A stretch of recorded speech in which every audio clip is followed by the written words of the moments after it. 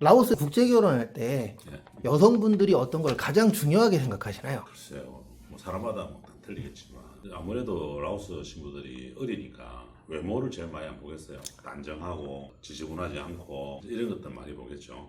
신랑들도 신부의 외모를 보지만 우리 신부들도 신랑의 외모를 봅니다. 나이대가 어려지다 보니까 그걸 많이 볼 수밖에 없는 것 같아요. 나이가 들수록 조건이나 경제력 이런 걸 보겠죠. 요즘 오시는 분들이 어리신 분들이 많으시죠. 그렇죠. 이제 최근에 이제 몽족들이 많이 가입하면서 비율로 보면 한 5대5 정도 되는 것 같아요. 몽족들은 주로 많이 어리죠. 30대 신랑들이 오면 몽족들하고 많이 합니다. 40대 분들은 몽족이 좀 힘든가요? 뭐 힘들지는 않는데 뭐 40대 초반까지는 가능한데 후반 넘어가면 좀 힘들다 봐야 되겠죠. 나이 차이 때문에. 네, 나이 차이 때문에. 그러니까 신부들이 비교를 하잖아요, 신랑들을. 다 40대 후반이 오는 게 아니잖아요. 30대도 오고 40대도 오고 40대 후반도 오고 그러니까 아무래도 젊은 신부는 젊은 신랑들 좋아하죠. 어린 신부들일수록 외모를 많이 본다고.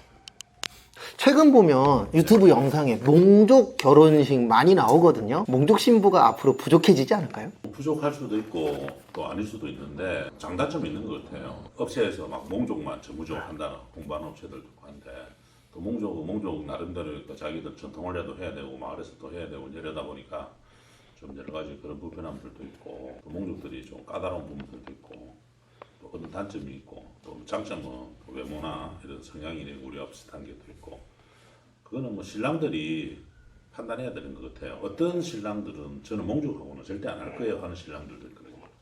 그래서 그거는 뭐 신랑들이 취향에 맞춰서 해야지 딱 이 사람이 좋다 저 사람이 나쁘다 뭐 라오스라서 다 잘 산다 이건 아니잖아요. 사람 성향마다 다 틀리니까 제일 중요한 거는 맞는 사람끼리 만나는 게 제일 중요한 거예요. 그게 가장 중요한 것 같더라고요. 서로 맞춰서 살아야 되니까. 맞는지 안 맞는지를 이제 판단해 보는 게 한 5개월, 6개월 동안 한국어 공부하면서 서로 판단해 보는 거죠. 그리고 대부분 신랑분들이 가실 때 어떤 여성을 만나겠다 이걸 어느 정도 정하고 가잖아요. 보통 뭐 자기들이 이상형을 정하고 가죠. 가지만 이제 가서 보고 자기가 마음에 드는 여성한테 프로포즈 해도 또 여성들한테 거절당하는 경우도 많으니까 그때 이제 현타가 오는 거죠.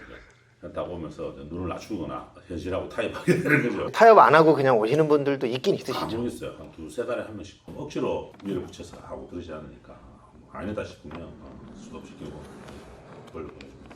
내가 생각한 분한테 이렇게 거절 당하면 예. 좀 현타라 그래야 되나? 그렇죠. 현타 오고 자기가 생각했던 국제결혼은 그 한국 남자가 이렇게 선택하면 다 할 수 있다고 생각했는데 와서 보니까 그게 아니라는 걸 알게 되는 거죠. 아직도 옛날 생각하고 계신 분들이 있으시더라고요. 네, 맞습니다. 그래서 가서 내가 선택하면 될 것이다. 근데 제가 베트남하고 라오스 가본 결과 아니더라고요. 사실은 어려울수록 더 진실된 거죠. 사실은 우리도 두려움이 가서 며칠 만에 결혼하는 거에 대한 두려움이 있듯이 신부도 마찬가지잖아요. 그래서 서로 마음에 들어야 믿음이 탁 생겨야 하는 거지 억지로 해갖고는 중간에 또 깨지고 이러니까 저희들도 이걸 억지로 시키지는 않거든요. 라오스 신부님하고 교제할 때 알아두면 좋은 거 있을까요? 신랑분들이? 제가 볼 때는 라오스 신부는 표현이 좀 이상한데 열정이 없어요. 그 열정이 없다는 게 뭔 말이냐면 인생을 막 죽기 살기로 일하고 그래 안 살아요. 그냥 순리대로 살아. 물 흐르는 대로 바람 가는 대로. 근데 우리는 그렇지 않잖아요. 우리는 물을 거꾸로 올라가는 민족이잖아. 그러니까 우리가 볼 때는 쟤들이 왜 저렇게 라오스 말로 땅짜이라고 그러나 땅짜이? 땅짜이 우리로 치면 깡이 없냐 이렇게 생각한다고. 왜 저리 깡이 없어 애들이 이렇게 하거든요. 근데 걔들의 문화는 그렇게 흘러가는 걸 좋아하고 우리는 그 흐름에 순응하지 않고 우리가 개척해내는 걸 좋아하는 민족이잖아요. 그런 부분에서 처음에는 현타가 올 수도 있거든요. 그냥 너무 쉽게 받아들이고 포기도 엄청 빨리 포기하거든요. 예를 들어서 공부를 못 해서 결혼 안 돼 이렇게 이야기하면 내가 열심히 해갖고 해볼게 이렇게 해야 되는데 알았어요. 너무 쉬운 거지 그런 것들이. 그 전에 말해 보편형하고 좀 비슷한 거잖아요. 그죠? 그런 문화를 좀 알고 가야 되는 거죠. 그래서 우리가 갔을 때 우리 민족하고는 확실히 틀리다는 걸 느끼는 거죠. 전화나 카톡 이런 문제는 없나요? 전화 카톡도 뭐 있긴 있죠. 근데 제일 문제는 뭐냐면 우리 신랑들이 너무 착하다는 거예요. 그 착함이 장점일 수도 있지만 단점일 수도 있어요. 착한 거하고 비슷한 말이 이제 만만해. 또 만만한 거하고 비슷한 게 뭔 말이냐면 다 들어줘. 결혼할 때만 해도 이 신랑을 파악을 못 탐색전을 하는 거예요. 그러면서 뭐 집에 뭔 일 있으니까 이거 좀 해주세요. 이래 하면 해줘. 자꾸 해주다 보면 하나 주면 2개 달라고 2개 주면 3개 달라고 이렇게 되는 건데 내가 판단했을 때 아닌 건 아니라고 말하고 잘못된 건 잘못했다고 신부가 내려가나게 뭐 화도 낼 줄 알아야 돼요. 근데 우리 신랑들 어떻게 생각하냐면 내가 참고 내가 잘해주면 그게 이 사람 사랑한다고 생각합니다. 그러면 시간이 지날수록 이 신부는 우리 신랑에 대한 존재감이 없어. 아무 때나 해도 이 사람은 내를 좋아해. 이렇게 되는 거지. 우리가 제일 고치기 힘든 게 바로 그 부분이에요. 내가 아무리 신랑을 교육해도 안 바뀌어. 그 착한 신랑이 나쁜 남자가 안 되는 거지. 나쁜 남자가 돼야 되는데. 나쁜 남자는 뭐예요? 막 뭘 할 때 뭘 하고 자기가 하고 싶은 대로 하지만 또 챙겨줄 건 챙겨주고 이런 단짠이 있어야 되는데 우리 신랑들은 계속 서포트하다가 나중에는 자기가 손들어 이런 일이 너무 많은 거죠. 그거는 참 내가 아무리 고치려 해도 고쳐져야 참 어려워요. 그래도 신랑의 눈치를 보는 신부들이 있고 신랑의 눈치를 안 보는 신부들이 있거든. 딱 보면 신랑들이 그래도 까다롭고 내가 할 말하고 야단칠 거야 야단치고 이런 신랑들은 눈치를 보는데 이래도 흥 저래도 흥 이러면 신부들이 한 2달 지나면 이제 파괴버리고 화를 내야 돼. 화를 내야 잡을 수 있는 거야. 야생마를 길들일 때 쓰다듬어서 길들일 수 없잖아. 난 그런 걸 뭘 하진 않거든. 오히려 우리 몰래 막 해주는 신랑 뭔걸 하거든. 나중에 결국에는 감당 안 돼서 오거든. 신부님들 나중에 입국하잖아요. 입국 후에 한국 생활을 어떻게 하면 좀 잘할 수 있을까요? 글쎄요. 어떻게 하면 잘한다기보다는 일단은 그 초창기에 오면 이 신부가 이 신랑을 믿고 나 이 사람 믿고 평생 살아야 되겠어 이런 마음이 생기게 만들어줘야 돼요. 그러려면 주말 되면 같이 이렇게 여행도 좀 하고 신혼이잖아. 페이스북을 보면 막 벚꽃 폈다고 사진 찍고 올리고 같이 바닷가 가서 막 하트 모래사장 그리고 이래 해야 되는데 그거 해라고 이렇게 어려운 결혼을 시켜주는데도 집에 앉아서 맨날 오락이나 하고 게임이나 하고 자고 머리떡지 갖고 있고 막 이러시는 그거 누가 구제해줘 그걸.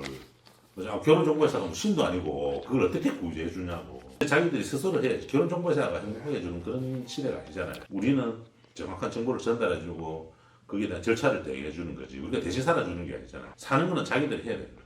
그러면 그 신부가 한국에 사니까 그래도 라오스보다는 좋아. 여기 남자하고 살면 내가 그래도 열심히 살면 우리 행복할 것 같아. 이런 믿음을 줘야 되는 거잖아요. 근데 그런 믿음을 못 주니까 신부들이 3개월, 4개월 지나면 재미없어가지고 나 집에 갈래? 이 소리가 나오는 거죠. 맨날 잠이나 자고 맨날 뭐 유튜브 보고 핸드폰이나 보고 뭐 친구도 없고 뭐 이렇게 너무 재미없는 거지. 결혼까지 하고 헤어지는 경우 있잖아요. 이혼하는 그렇죠. 이유. 어떤 경우에 좀 있나요? 그런 부분들. 방금 말했듯이 신랑한테 뭐 흥미를 못 느끼는 거죠. 신랑 사랑하지 않는 거지. 나도 한국 와서 잘 살아보려고 오지만 이 신부의 마음에 이 신랑이 못 들어오는 거죠. 그게 이제 매력이 없는 거지. 쉽게 말하면 사람이 너무 착하든지 너무 만만해 보이든지 다 주든지 뭐 이래버리면 재미없는 거죠. 그래서 뭔가 내가 할 수 없는 것도 있어야 되고 결핍도 있어야 되고 이래야 되는데 신랑이 다 오케이 이래버리면 안 되는 거지. 또 그렇게 하면 또 반대로 다 노노노 해도 또 안 되는 거예요. 다 잘라버리고 이러면 또 안 되는 거지. 그래서 적당하게 그 밀당을 할 줄 알아야 되는데 와서 살아보니까 아니다 이런 게 많이 느껴질 경우에는 이혼하는 거죠. 근데 그걸 옛날에는 막 우리가 설득해보고 막 하면 또 어떻게 한두 달은 더 살아. 결론은 똑같은 거예요. 왜냐하면 우리가 하는 게 아니고 신랑이 바뀌어야 되는 거예요. 근데 신랑이 안 바뀌니까 어떤 신랑들은 그냥 한국에 왔으면 다 잘 사는 줄 알아. 그냥 왔으면 뭐 다 사는 줄 알아. 아무 생각 없는 신랑들도 있어. 그냥 왔으니까 당연히 잘 살겠지. 이래서 천만의 말씀이지. 뭐 어떤 사람은 잡아놓은 고기라 생각해. 잡아놓은 고기하고 언제든지 떠날 수 있는 고기라고 생각해야 되는데 그걸 모르는 거지. 내가 맨날 나무꾼과 선녀처럼 애 3명 날 때까지 방심하지 마라는 말이 이제 그 말이래. 애를 3명 난 사람은 요즘 없지만 애기를 한두 명 낳을 때까지는 그래도 긴장을 주지 말고 늘 멋있는 남자로 남아 있어야 돼요. 그렇죠. 아직도 옛날에 너무 사로잡혀 있어서.